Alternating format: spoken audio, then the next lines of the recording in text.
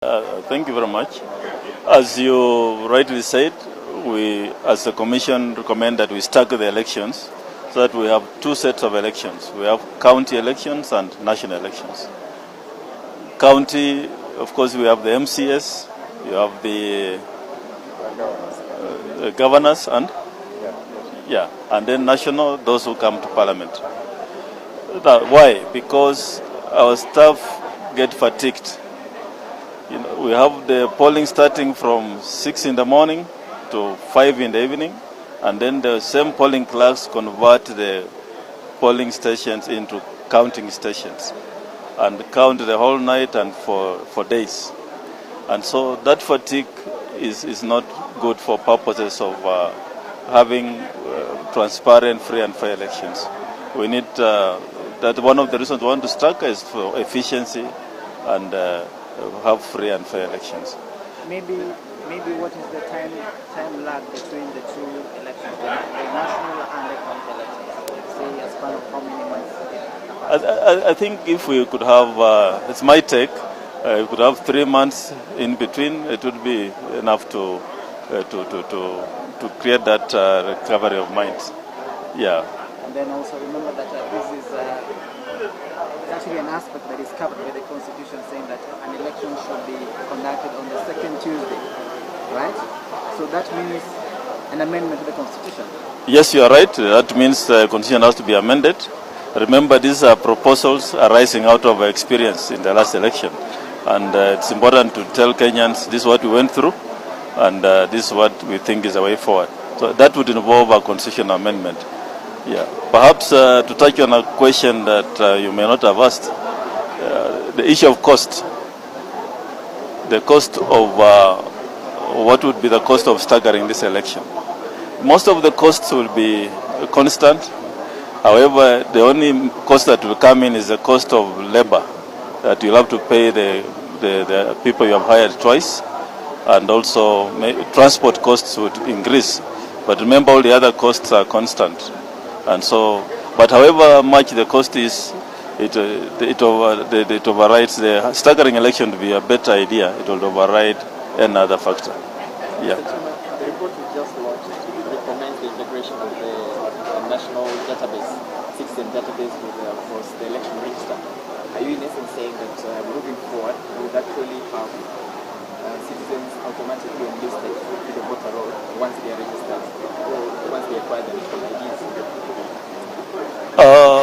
Let me say this, that the citizens database, from what I understand, is going to cover everybody from birth or 6 years to until, of course, going forward to adults. But the commission only registers people who are 18 years and above.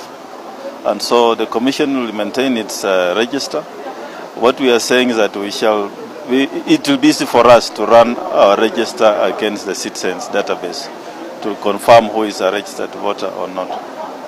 I think that is the point we are making here.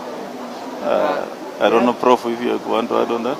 I mean, that is essentially the whole idea, is to try and have a reference database so that the commission, when registering voters, they don't have to create their own separate database, which when it is quality checked, there are differences between, in terms of identity card duplications and things like that. But if we are checking anybody whom we are registering against a national database, then it gives us that chance of ensuring that the register itself, the people who are going into the register, are really genuine Kenyans that are registered with the national database.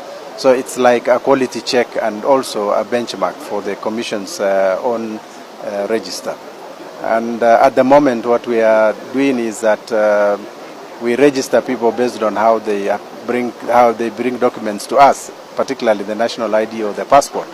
And in the event that there are issues around the documentation that they are presenting to us, we cannot be in a position to one real-time check those documentations. But if they can just give us the reference document and we have an online document that we can counter-check with, then it becomes easier to authenticate the register of voters as well. I think it's now accepted that technology is here to stay. in election management. The technology the Commission uses as 4 components. We have the registration of voters, we have the candidate registration management system, and we have the verification of voters, and then transmission of results. You will agree with me that in the last election, and especially talking about presidential election, which is actually the law requires only presidential elections to be transmitted, that the first 3 components, the register of voters, and the identification and the candidate registration worked very well.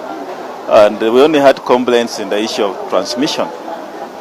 Now, the issue of managing transmission, and the law is clear. If you look at the regulations on technology, Regulation 11 says every year we need to do an audit of the technologies. That audit will help us to know where we are and how we can improve. Now, we have not been able to do the audit as a commission because we don't have resources. We have not been funded by the National Treasury. But if and when we receive the money, we shall do an audit.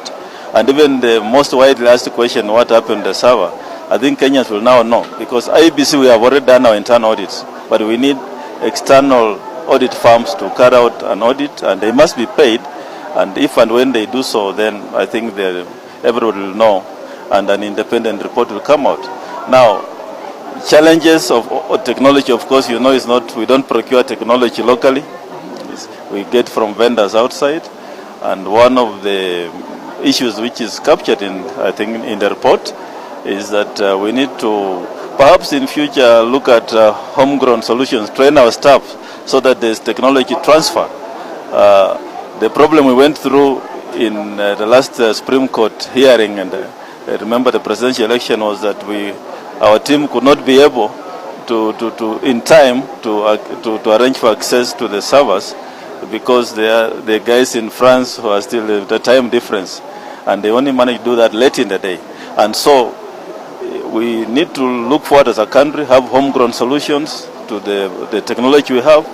Technology is here to stay, but it will not replace people. It's an enabler, and I think I believe I've answered your question. Finally, yes. About the issue of presidential petition, the former CJ is proposing additional 16 days. From your side. I think the former CJ is right, and that's part of our report. The Commission, if you look at the report, we're also saying we need at least 30 days for presidential petitions. We were under a lot of pressure to prepare documents and submit. And 30 days, in our view, as a Commission, is sufficient for that kind of petition. Yeah. Thank you so much, and all the best. Thank you. Commissioner. Thank you. All right.